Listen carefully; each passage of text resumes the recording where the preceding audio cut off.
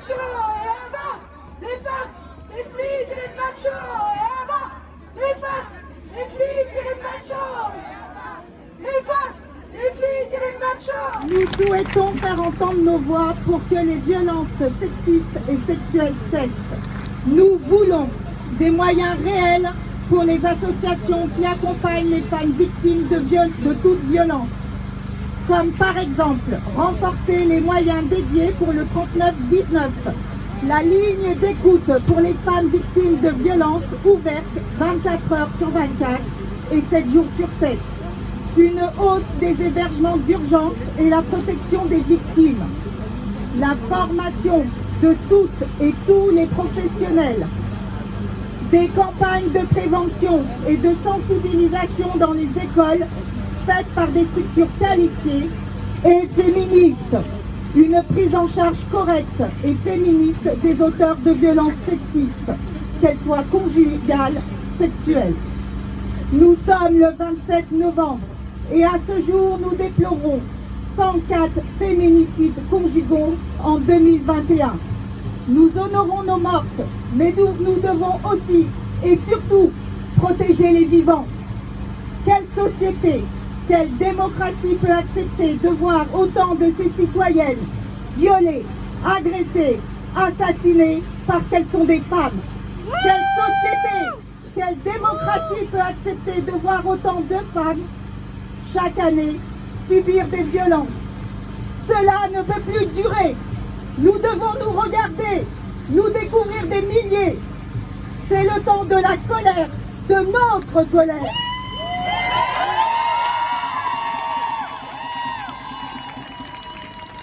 Nous sommes toujours là pour faire entendre notre voix, notre colère et dire stop.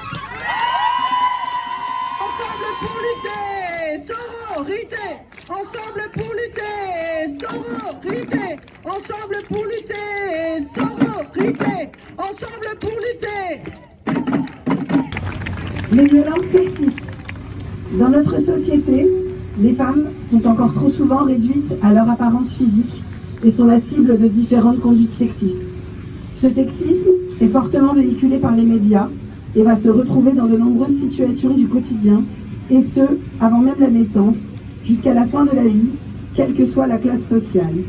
Le sexisme prend ainsi de multiples formes, se conjugue aux autres rapports de domination et concerne tous les aspects de la vie, des plus intimes aux plus publics.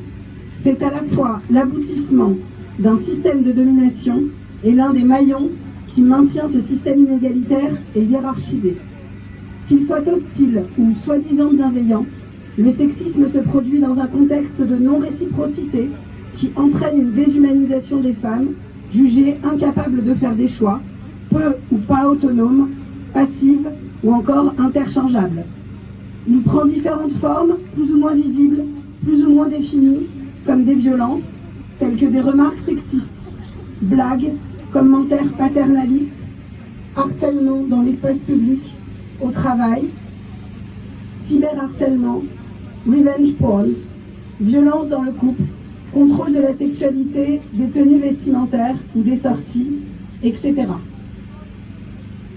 Entre exotisation sexuelle, racisme ordinaire, classisme pour certaines, les femmes racisées vivent des violences liées à différents types de domination basées sur leur genre, race et ou classe.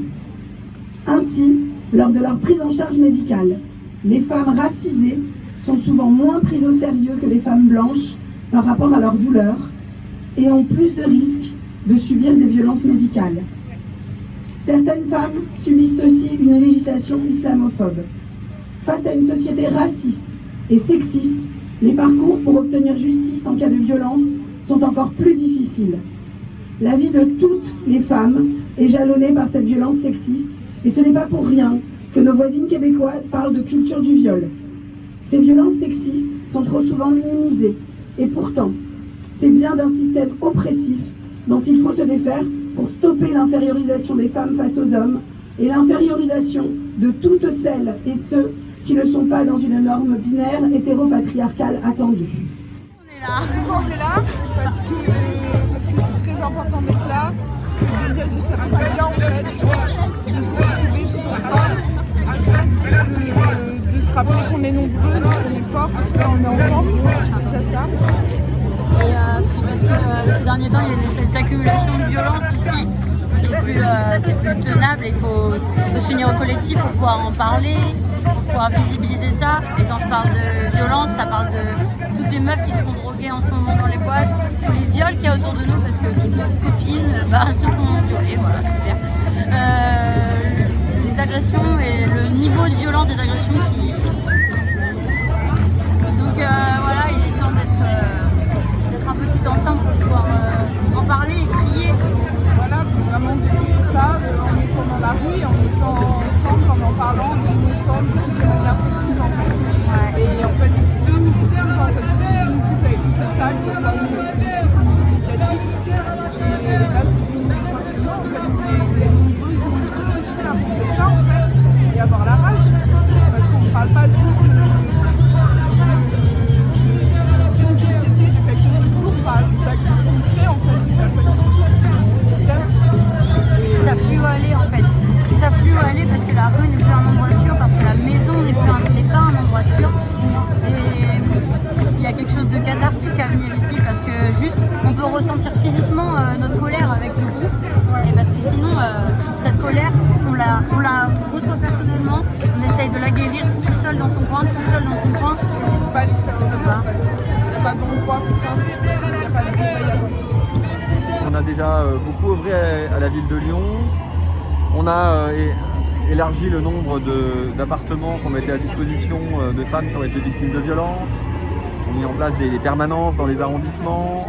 On va mettre aussi en place des accompagnants dans les commissariats pour faciliter notamment l'écoute, le dépôt de plainte.